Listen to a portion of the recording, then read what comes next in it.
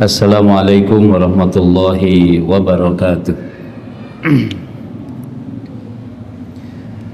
Alhamdulillahirabbil alamin.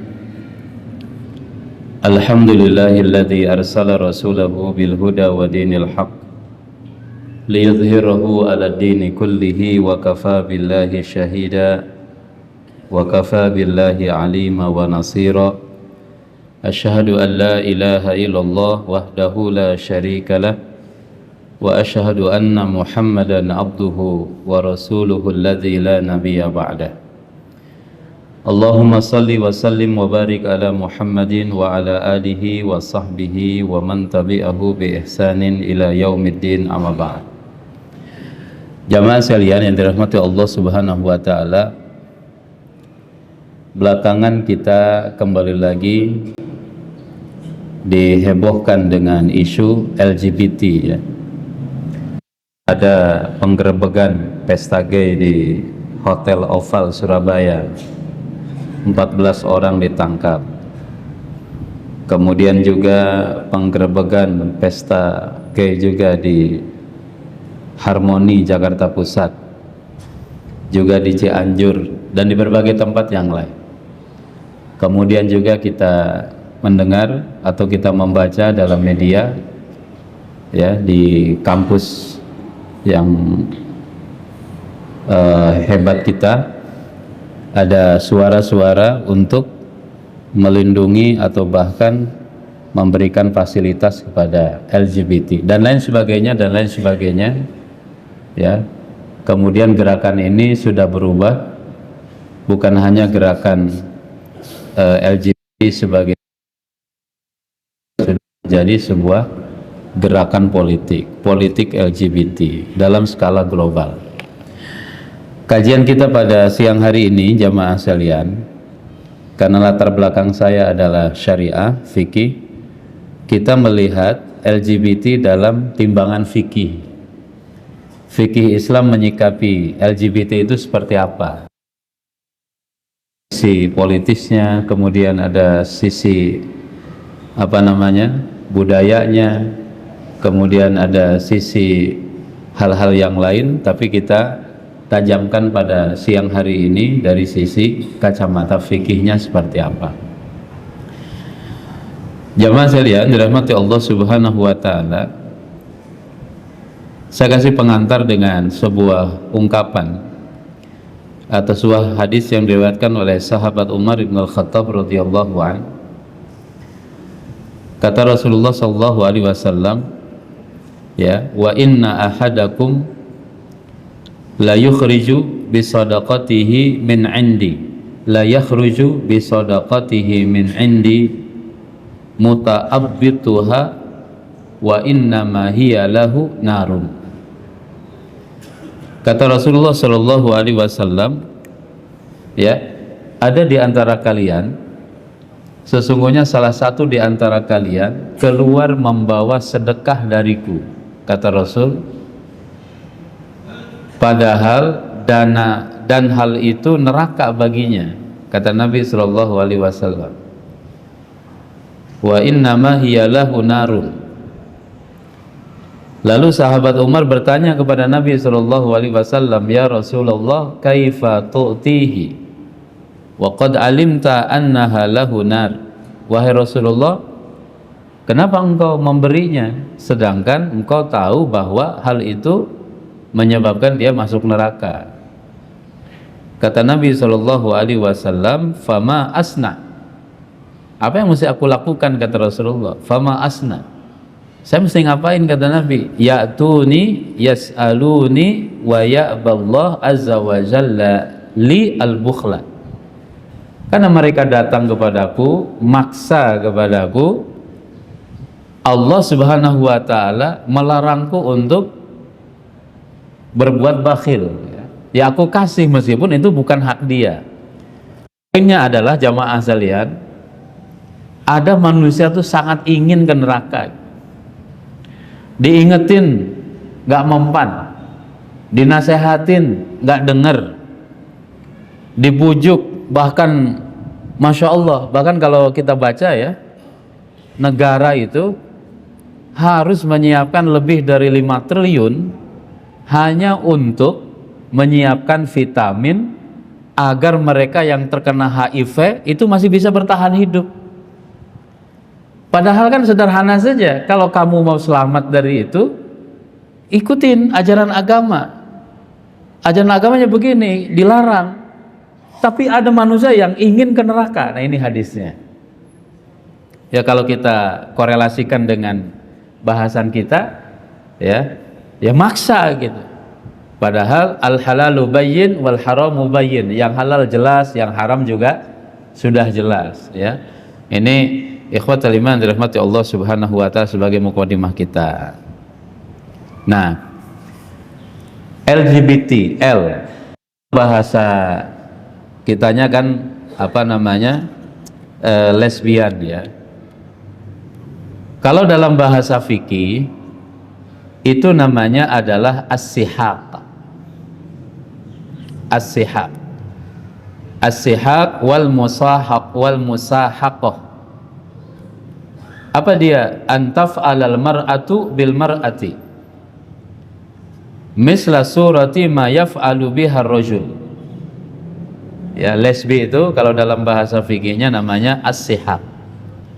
Perempuan dengan perempuan melakukan seperti yang dilakukan laki-laki kepada perempuan, ya, hubungan badan lah gitu. Tapi ini perempuan sama perempuan. Bagaimana hukumnya? Al-hukmu taklifi la khilafa bainal fuqaha fi anna as-sihaq haram. Perbuatan haram. Liqaulin Nabi sallallahu alaihi wasallam as-sihaqu zinan nisa bainahunna. Ya, lesbian itu adalah zinahnya perempuan sesama mereka. Bahkan Ibnu Hajar al-Asqalani beliau mengatakan minal kabair, dia termasuk perbuatan dosa besar. Itu kita bisa akses dalam kitab Al-Mawsu'ah Al-Fiqhiyah Al-Kuwaitiyah. Nah, jamaah sekalian dirahmati Allah Subhanahu wa taala, ada bagian ulama mengatakan hadis di atas dhaif, ya. Kenapa diharamkan? Pertama, membuka aurat sesama perempuan. Ya, sesama perempuan, sesama laki-laki, itu kan ada batasan auratnya. Laki-laki, Rasulullah memberikan tuntunan, ya, celana di bawah lutut, dari pusar sampai bawah lutut. Kalau perempuan, jamaah sekalian dirahmati Allah, perempuan kepada laki-laki itu seluruhnya aurat, ma'ada al-wajhu wal kaffain, kecuali muka, wajah dengan dua telapak tangan. Perempuan sesama perempuan dalam fikih itu ditafsil, dirinci, ya. Mohon maaf, muslimah tidak boleh kelihatan auratnya oleh non-muslimah gitu, meskipun dia sesama perempuan. Sesama perempuan, muslimah dengan muslimah, aurat-aurat namanya mughaladzah, aurat-aurat besarnya itu haram juga untuk diperlihatkan. Nah, perilaku lesbi pasti itu membuka aurat, jamaah sekalian. Wabil khusus aurat-aurat yang mughaladzah, aurat-aurat besarnya. Maka di sini diharamkan. Kemudian yang lain kenapa sebab diharamkan? Menyentuh dengan syahwat. Dan juga menjadi jalan menuju fahisyah. Ya. Fahisyah adalah sebab diharamkannya zina. Wala taqrabuz zina innahu kana fahisyatan wa sa'a sabila. Jangan dekati zina, innahu kana fahisyah, karena dia perbuatan fahisyah. Perbuatan fahisyah itu kemaksiatan yang tidak bisa dilakukan oleh satu pihak. Kudu ada dua pihak. Ya, ada pasangannya. Itu namanya fahisyah. Zina laki perempuan, lesbi perempuan, gay laki-laki laki-laki gitu, ya. Itu ada dua pihak, itu namanya fahisyah, jamaah sekalian. Allah tegaskan wala taqrabuz zina, jangan dekati. Dekat aja nggak boleh. Ini yang ulama usul fikih mengambil kaidah namanya an-nahyu an syai'in nahyun an wasailihi. Kalau agama melarang sesuatu, maka segala hal yang bisa mendekatkan kepada perbuatan yang dilarang itu juga haram hukumnya. Gitu ya. Di antara perbuatan yang mendekati kepada perbuatan haram itu apa? Kalau laki dengan perempuan berzina, apa yang menyebabkan dia berzina? Jamaah sekalian, bahasa sekarang misalkan pacaran, itu haram karena dia menjadi pintu masuk kepada perbuatan zina. Apalagi misalkan ikhtilat, campur baur laki perempuan, tidak ada batas. Kenapa dilarang oleh syariat? Bisa menyebabkan kepada zina. Kemudian apalagi misalkan dari ikhtilat, baik ikhtilat secara offline ataupun ikhtilat online. Mungkin sekarang ada ikhtilat online. Ngobrol berduaan laki perempuan, WA-an, japrian, ikhtilat nggak? Pandangan syariah bisa kena ikhtilat juga. Apalagi konten obrolannya lebih dalam. Sama juga perempuan sama perempuan, laki-laki dengan laki-laki, mengarah kepada syahwat. Nah, jadi jalan-jalan yang menuju kepada fahisyah ini dilarang oleh syariat. Nah, jalannya aja dilarang, apalagi perbuatannya. Itu yang disebut dengan namanya an-nahyu an syai'in nahyun an wasailihi. Seperti halnya al-amru bi syai' amrun an wasailihi. Kalau syariat memerintahkan kita sholat mesti nutup aurat, maka pakai baju wajib. Ya, maka punya uang untuk beli baju wajib gitu, karena dia menjadi wasilah sahnya sholat kita. Kemudian juga surat Al-A'raf, waluton idh qala liqaumi atatuna al-fahisha, dan seterusnya. Jamaah sekalian dirahmati Allah Subhanahu wa taala, hukumannya bagaimana kepada mereka pelaku lesbi ini dalam pandangan fikih? Yang pertama, al-had atau al-hudud. Apa dia? Hukuman yang sudah ditetapkan oleh Allah, sebagaimana halnya 100 cambuk untuk pezina yang masih lajang dan rajam bagi yang sudah menikah, karena dia masuk had. Had itu jamaah sekalian hukuman yang Allah tetapkan dan tidak boleh diganti, nggak boleh diganti, ya, kudu seperti apa yang sudah Allah tetapkan. Meskipun misalkan ada kesepakatan antara dua belah pihak, udahlah kita maafin, nggak bisa. Had itu Allah sudah tetapkan, tidak ada tawar menawar, ya. Yang kedua, al-qisas, dihukum sesuai kriminal yang dilakukan. Kalau memukul dipukul, membunuh dibunuh, itu namanya had atau al-qisas. Ada had, ada al-qisas. Yang ketiga, ya, itu namanya ta'zir, at-ta'zir. Apa ta'zir itu jamaah sekalian dirahmati Allah Subhanahu wa taala? Ini kata ulama. Ya. Ada dalil-dalil ulama mengatakan, jadi ta'zir itu adalah hukuman yang syariah itu tidak menentukan hukumannya apa.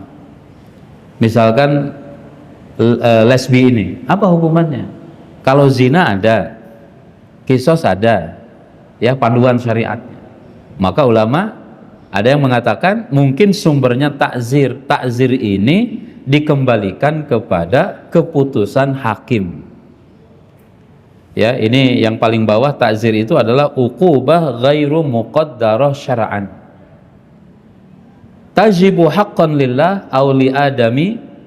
Ada takzir ketika ada pelanggaran, baik pelanggaran yang berkorelasi dengan hukum Allah, hak-hak Allah, atau hak manusia, fi kulli maksiatin, diberlakukan pada setiap maksiat, laisa fiha haddun wala kafarata ghaliban, yang secara hukum tidak ada, belum ada aturannya, kudu diapain gitu.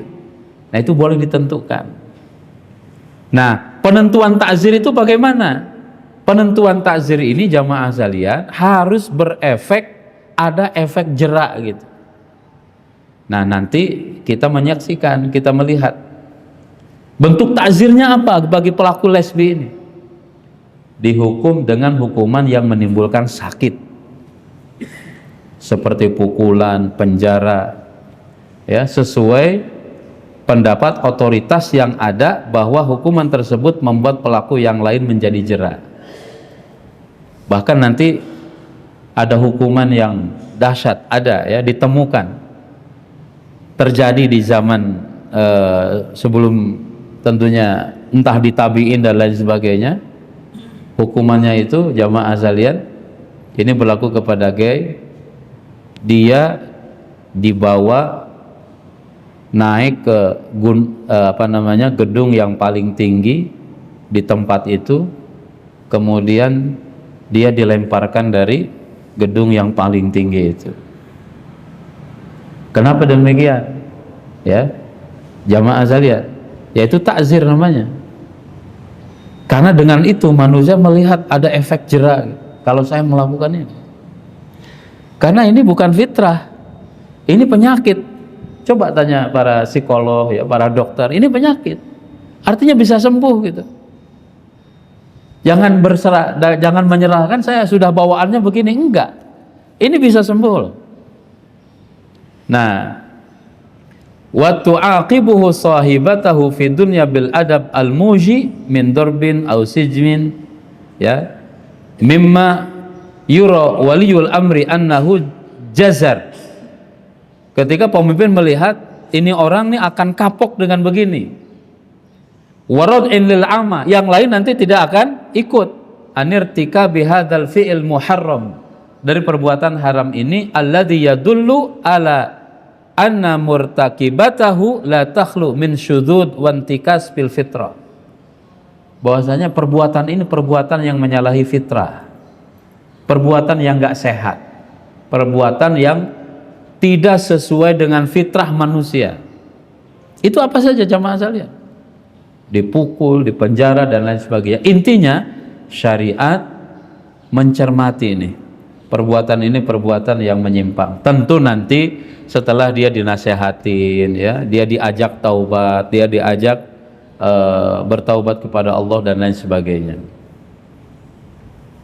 Ikhwatul iman dirahmati Allah Subhanahu wa taala, demikian juga disampaikan oleh Abdul Bar, ya, Ibnu Abdul Bar dalam kitab Al-Kafi. Kata beliau, wa alal mar'ataini, dua pelaku lesbi, idza sabata alaihi masihaq, apabila jelas dia melakukan perbuatan itu, maka al-adab al-muji' berlakukan kepada mereka, ya, hukuman yang menyakitkan, al-adab al-muji'.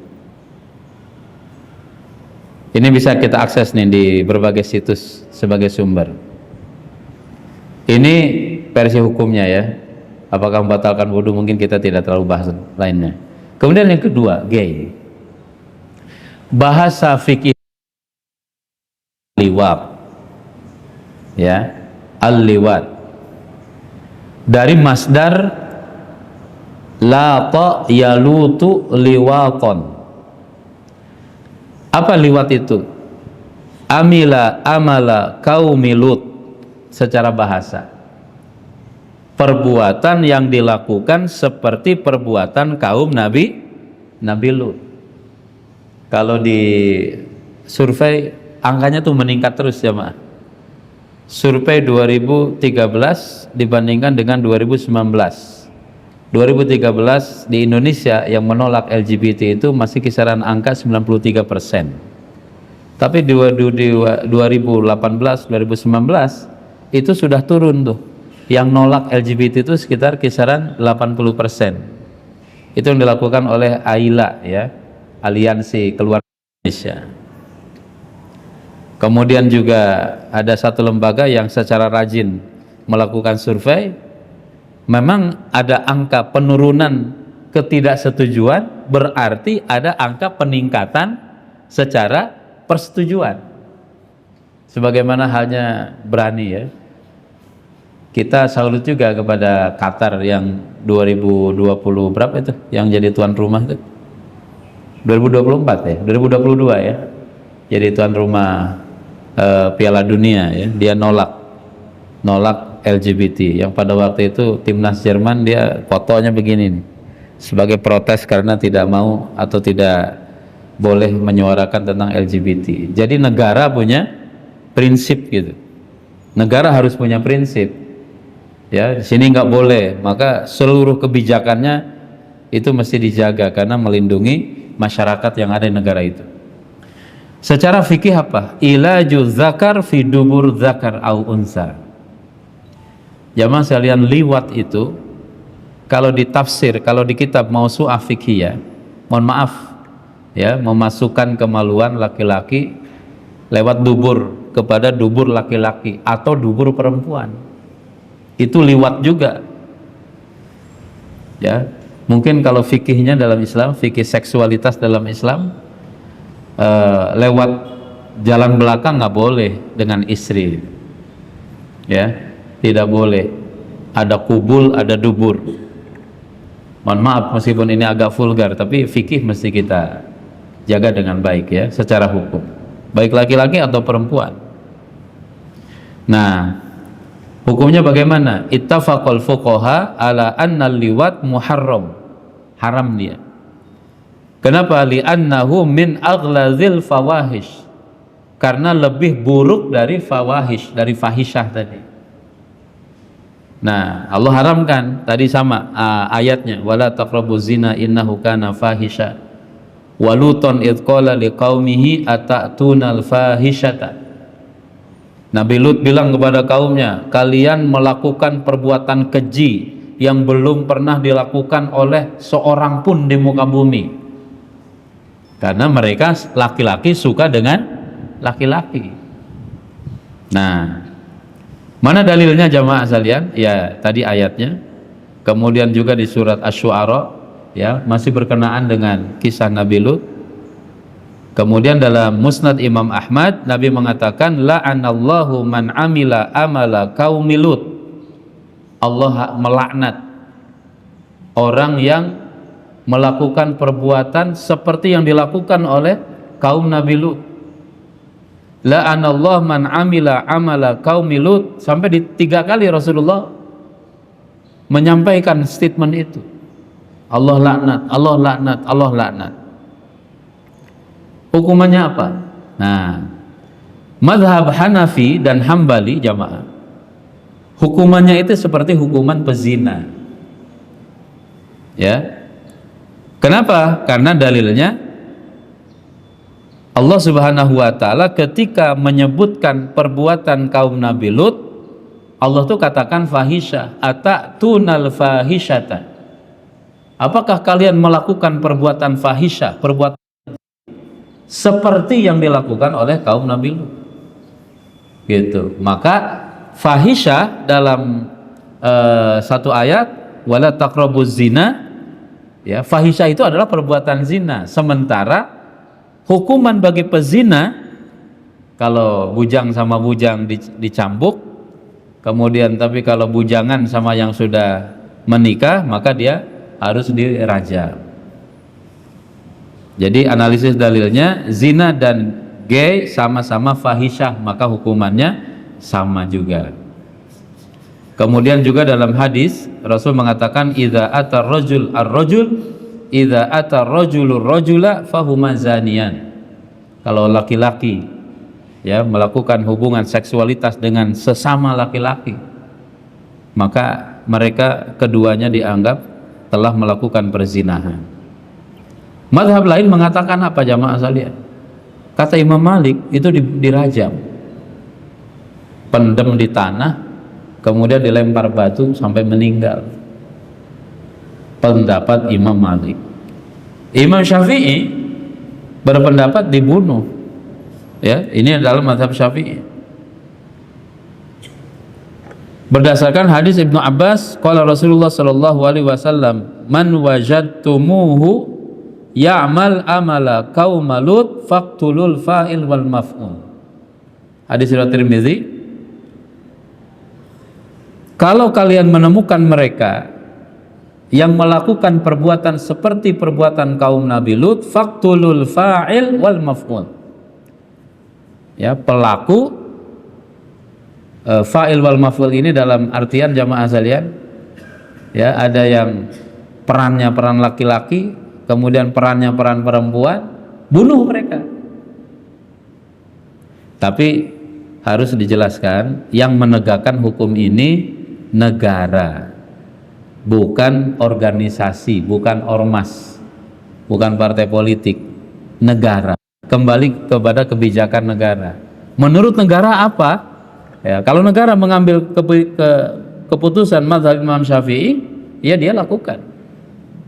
Kalau disahkan oleh negara dan yang melakukan praktek hukumnya negara, bukan swasta, bukan individu. Ya, ini dalam kitab Mawsu'ah Fiqhiyah. Pendapat Imam Malik dan Syafi'i lebih kuat karena didukung oleh ijma' para sahabat. Para sahabat berijma'. Walihada ittafaqas sahabah ala qatlihima jami'an. Para sahabat bersepakat untuk pelaku gay dibunuh keduanya. Lakin tanawwa'u fi sifatil qatli. Tapi mereka, ya, berbeda pendapat atau punya opini masing-masing tentang cara bunuhnya gimana. Ba'dhum qala, sebagian mengatakan yurjam, dirajam. Wa ba'dhum qala, sebagian mengatakan apa? Yurma min a'la jidarin fil qaryah. Lemparkan dari gedung yang paling tinggi di kampungnya. Wa yutba bil hijarah. Kemudian setelah itu dilempari batu, dirajam. Jamaah sekalian, ini jangan pakai kacamata kasihan nggak kasihan. Justru ini mesti pakai kacamata begitu menjijikannya itu perbuatan, sehingga syariat memberikan hukuman yang sangat serius sekali, sangat serius gitu. Jangan coba-coba kefikiran, jangan coba-coba melakukan perbuatan itu, kira-kira begitu. Ini sangat-sangat bertentangan dengan hukum syariat. Allah murka sekali, na'udzubillahi min dzalik. Bahkan ada yang berpendapat, jamaah sekalian, yuhraqu binnar, dibakar. Coba itu. Biasanya nanti kalau orang barat dan lain sebagainya melihatnya itu, melihat kepada konten hukumnya. Ngeri ya Islam, dibakar, dibunuh, dilemparin dari tempat yang paling tinggi. Kita jawab, itu tuh ekses, itu akibat saja ketika perbuatan itu dilakukan. Dia harus mendapatkan hukuman yang berat supaya ada efek jera kepada masyarakat yang lain. Karena kejahatan ini akan mengancam apa? Eksistensi peradaban manusia. Kalau laki sama laki, perempuan sama perempuan, nggak ada yang punya anak, nggak ada yang hamil kan? Saya baca datanya tuh ada 2003 itu kasus pernikahan gay, ya, di Jogja atau di Bali gitu. Seorang Belanda kemudian dengan seorang Indonesia, udah terang-terangan, na'udzubillah. Jadi simpulkan, ya, ada 4 hukum tuh kalau pelaku gay. Berlakukan seperti hukum pezina, dirajam. Tanya dia, ini pertama atau sudah sering gitu? Udah kawin apa belum? Nah, kalau belum, dia dicambuk 100 kali. Kemudian kalau dia sudah nikah, maka dia dirajam. Tapi ada hukum cara yang kedua, itu apa? Jamaah sekalian, dibunuh kata Imam Syafi'i. Ya. Jadi dicambuk, dirajam, dibunuh. Bunuhnya gimana caranya? Itu ada tiga cara. Pertama dirajam, seperti halnya pelaku zina yang sudah menikah. Kemudian yang kedua, dilemparkan dari bangunan yang paling tinggi di kampungnya. Kemudian yang ketiga, dibakar dengan api. Ini ada, ini bisa kita akses dalam dalam fatwa Islam Web, ya. Fatwa.islamweb.net. Itu pendapat para ulama, ya. Ini valid jamaah sekalian, karena efeknya sangat luar biasa sekali. Jamaah sekalian, di zaman sahabat terjadi juga itu. Apa hukuman yang dilakukan oleh para sahabat kepada pelaku gay ini? Ya, dirajam. Di zaman sahabat itu dirajam, baik dia sudah menikah atau belum menikah. Kemudian yang kedua, opsi yang kedua itu mereka dilempar dari gedung tertinggi di tempat tersebut disertai dengan lemparan batu. Wal'iyadzubillah, na'udzubillah, ya. Jamaah yang dirahmati Allah Subhanahu wa taala, ini yang terjadi. Maka belas kasihan dalam penegakan hukum ini tidak boleh terjadi. Ketika Allah berfirman dalam surat An-Nur, ya, ketika menegakkan hukum, az-zaniyatu waz-zani fajlidu kulla wahidin minhuma mi'ata jaldah wala ta'khudkum bihima ra'fah fi dinillah, dan janganlah belas kasihan kepada keduanya mencegah kamu untuk menjalankan agama Allah. Ya, tentu ini khitabnya untuk negara, ya, untuk negara. Jangan sampai kasihan dan lain sebagainya. Ya, kalau memang sudah jelas, tetapi nanti ada fikihnya, pembuktiannya, ada pembuktian, nggak bisa sembarangan juga. Bagaimana pembuktiannya kalau dalam syariat? Yusbitu bihi liwat bil iqrar awis syahada, dengan dua cara. Dia mengakui atau dia bersaksi. Mengakui atau ada kesaksian. Ngaku nih saya berzina, saya melakukan gay. Itu baru itu ditimpakan hukum sama dia. Atau ada yang menyaksikan. Ya, kesaksian. Wa amma adadus syuhud, berapa orang yang mesti menyaksikan perbuatan itu? Faqad qala jumhurul fuqaha yambaghi ay yakuna adaduhum bi adadi syuhudiz zina ay arba'atur rijal, yaitu 4 saksi seperti dalam perzinahan. Dan ini juga jamaah sekalian sulit juga ini, ya, pembuktiannya itu sulit banget. 4 orang menyaksikan perbuatan itu, ya, menyaksikan perbuatan itu. Dan yang menyaksikan perbuatan itu bukan hanya menyaksikan. Saya tahu si Fulan sama Fulan masuk kamar, itu nggak diaku, nggak dianggap tuh persaksiannya. Saya tahu dia masuk kamar, check in hari sekian, jam sekian, tanggal sekian, bulan sekian, itu nggak, belum diakui sebagai kesaksian yang berkualitas. Kesaksian yang diterima oleh fikih itu adalah, mohon maaf, ya, si saksi itu mesti melihat kemaluan si A masuk kepada dubur B. Sebagaimana dalam berzina, kesaksian itu dianggap oleh hakim ketika dia melihat dengan kepala, dengan mata telanjang, kemaluan laki-laki masuk kepada kemaluan perempuan. Dan kudu 4 orang, gugur 1, 3-nya ini ya dicambuk 80 kali cambukan, namanya hadul qadzaf. Artinya apa jamaah sekalian? Syariat itu sangat hati-hati, ya, sangat hati-hati banget ketika ingin menegakkan hukum ini, nggak ujuk-ujuk, nggak sembarangan. Oleh karena itu prosedur yang dijalankan sebelumnya itu apa? Preventifnya, ingetin masyarakat, ya, sampaikan ancaman dari, meskipun Anda tidak ngaku di dunia, nanti ada akhirat. Kamu nanti mesti siap menyaksikan dan mesti menyiapkan diri untuk menghadapi hukuman dan pengadilan Allah Subhanahu wa taala. Ini kalaupun pakai itu sulit, kecuali kalau dia ada pengakuan. Kalau ada pengakuan itu nggak bisa dibantah. Itu pun kalau baca fikih, Rasul itu ingin mendapatkan keyakinan 100%.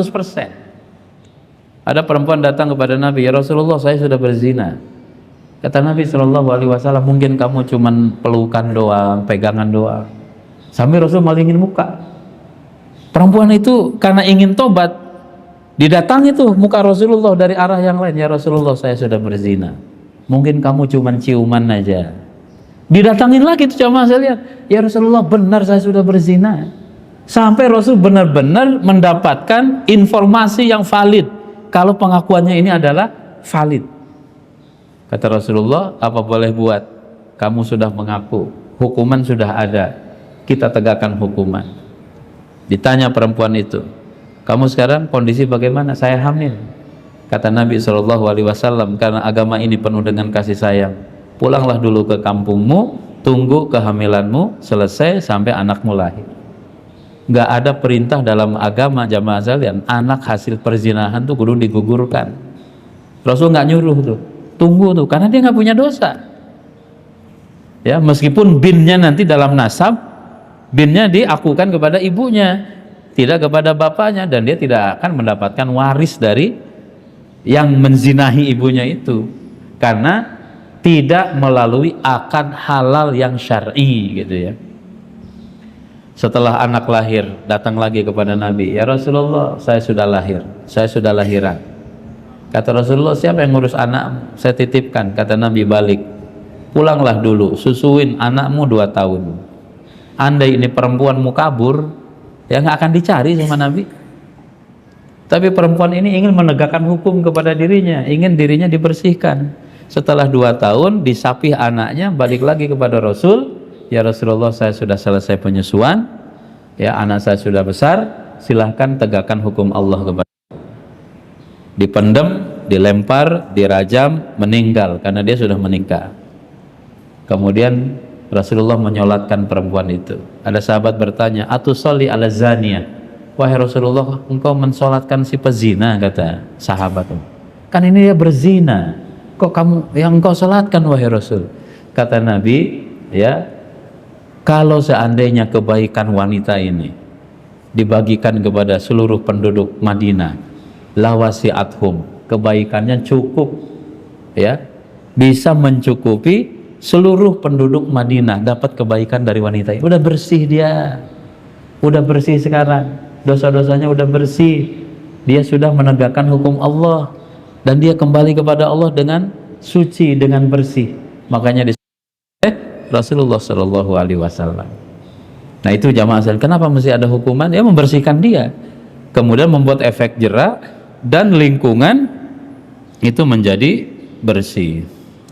Kemudian juga ada pendapat mengatakan, dhahaba jumhurul fuqaha ila annahu idza qala rajul li rajul innahu amila amala qaumi lut fa inna dzalika yu'addu qadfan wa alaihi hadul qadhaf. Ini hati-hati juga kita nih, ini anak gay nih. Nah jamaah sekalian, pakai pendekatan hadis ini atau riwayat ini, kata fuqaha, itu sudah nuduh tuh kalau kita tidak menyaksikan dengan mata kepala. Hati-hati juga ya, kalau ke personnya nih, kalau ke personnya itu masih hati-hati. Tapi kalau ada fenomena-fenomena, kudu kita bilangin. Ini ada ancaman LGBT, ada ancaman apa namanya ya, demoralisasi ya, dan lain sebagainya, harus sampaikan. Tapi kalau nuduh A, B, si A, si B, si C, nah ini mesti hati-hati. Kecuali benar-benar punya kualitas persaksian yang luar biasa. Nah itu untuk mesti 4 orang. Itu dalam hukum Islam itu sangat preventif, tapi juga selektif. Hati-hati banget. Ya intinya haram jamaah sekalian. Hukum muqaddimah itu maksudnya gini. Ya udah baru mulai gitu, laki-laki pegangan sama laki-laki, tapi bukan apa, rangkulan yang ada syahwatnya, pegangan yang ada syahwat, perempuan dengan perempuan, sama juga tuh haram tuh. Ini haram ya. La yanzuru rajul ila aurati rajul wa la tanzuru mar'ah ila auratil mar'ah. Laki-laki nggak boleh ngelihat kemaluan laki-laki, perempuan nggak boleh melihat kemaluan perempuan. Wala yufdi rajul ila rajul fi thawbil wahid. Ya, jangan pakai sarung barengan kata Rasulullah. Wala tufdil mar'ah ilal mar'ah fi thawbil wahid. Ya, dalam satu baju, dalam satu pakaian. Ini kan muqaddimahnya itu. Itu diharamkan. Tadi ya, kaidahnya itu wala taqrabu kata ayat. Jangan deketi muqaddimah. Jamaah sekalian, wallahu a'lam bishawab ya. Ini masih panjang nih, saya siapkan sampai 30 sekian slide. Duh, baru 18. Udah jam 1 ya. Nanti insya Allah kita bahas di pertemuan berikutnya. supaya menjadi ilmu pengetahuan bagi kita sekalian. Kita nanti dapat bekal dari sisi budayanya, moralnya, ini sisi fikihnya, ya, supaya kita punya pegangan yang kuat. Wallahu a'lam bishawab. Ini yang bisa disampaikan. Subhanakallahumma rabbana wa bihamdika asyhadu an la ilaha illa anta astaghfiruka wa atubu ilaik. Assalamualaikum warahmatullahi wabarakatuh.